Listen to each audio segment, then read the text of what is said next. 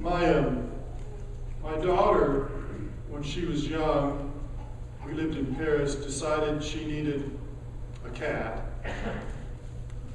So we went to the rescue shelter and we found this very black cat that she named Becky. We lost Becky. I didn't tell Emily where. We lost her actually into the attic. I had the garage door open from the house to the garage and the ladder going up into the attic, and we just moved into this parsonage and Becky took off up the ladder. If you can imagine trying to find a black cat in an attic, didn't happen. Well, about 8 or 9 days later, Becky decided to come down. We left the attic, down, and what we figured out was we had rats and mice in that house that we didn't know about, and we no longer had rats and mice after Becky had been in the attic for a while. Becky did her job. And Becky looked a little plumper, which we didn't expect when she came down. She was in good shape, very good shape. Quicker than she'd been before, I think. Well, the story goes on, and Will and I were going to school one day, and we saw something skitter across the street in front of us, and I said, "That's a gerbil," because it was brown and white spots all over its body, and I thought somebody's pet gerbil had gotten out. So I walked right up to this varmint, picked it up by its tail, and it looks at me. I mean, what animal that's not a pet is going to let you go up to it and pick it up by its tail, right? Come on, right? So I go up, pick it up by its tail, he looks at me, I look at him. I guess it was him, I can't tell on those front varmints, but I look at him, and Will said, "Can we keep him, Dad? Can we keep him?" So, well, we got to make sure he's not somebody else's pet. Well, it turned out he wasn't a gerbil, he was a mouse. And Whiskers was sitting there looking at me. We found Whiskers a cage, a little thing to go around on, and mouse food, I guess, and stuff. And needless to say,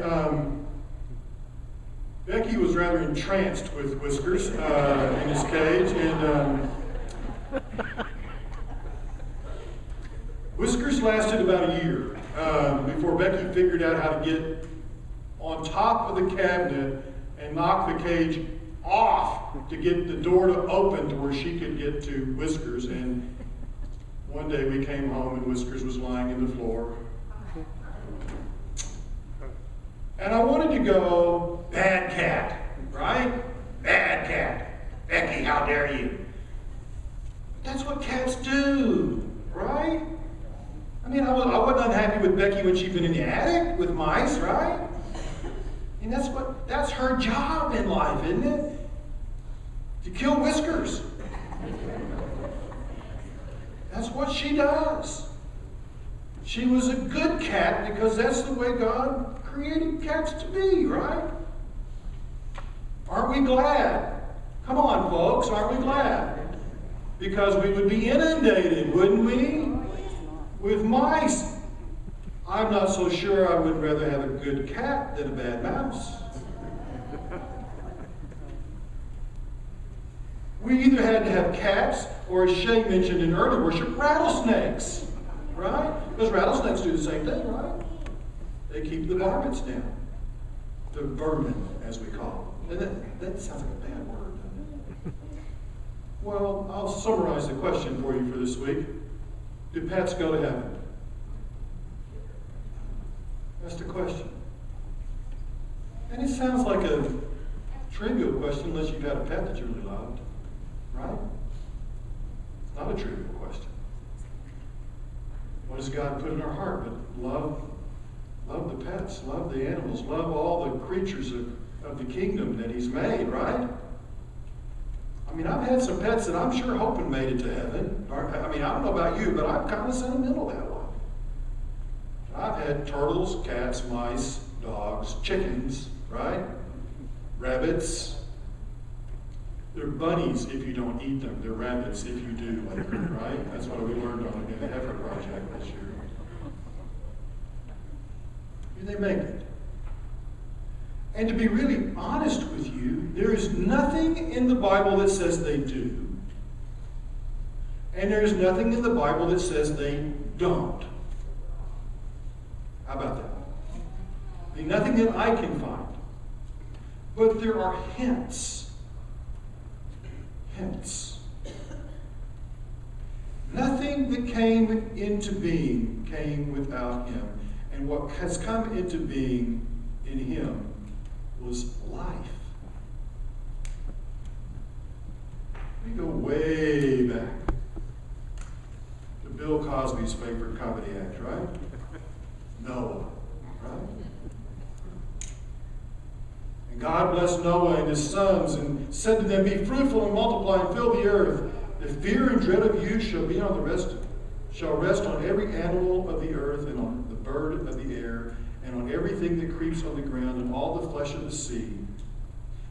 Into your hand they are delivered. Every moving thing that lives shall be food for you, and just as I gave you the green plants, I give you everything." Listen to this. "Only you shall not eat flesh with its life, that is, its blood." He goes on.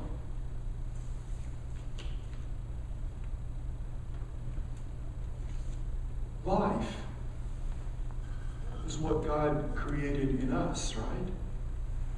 But it's also in the daffodil and in the hummingbird. Life is in the microbes, and if you believe one of the great philosophers of the last century, Whitehead, he would say even rocks are alive at a subatomic level. Life belongs to God. And in this passage, God wants to make it really clear to Noah, you can eat the flesh, but you can't eat the life, because the life belongs to me. The life belongs to me. Israel went the rest of its history pouring out the blood of animals on the altar or on the earth to give it back to God.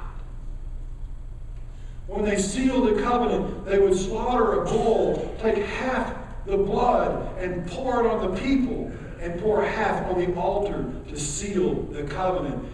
It was the life of the covenant. Life belongs to God. You see, I don't believe that God ever lets go of life. Life is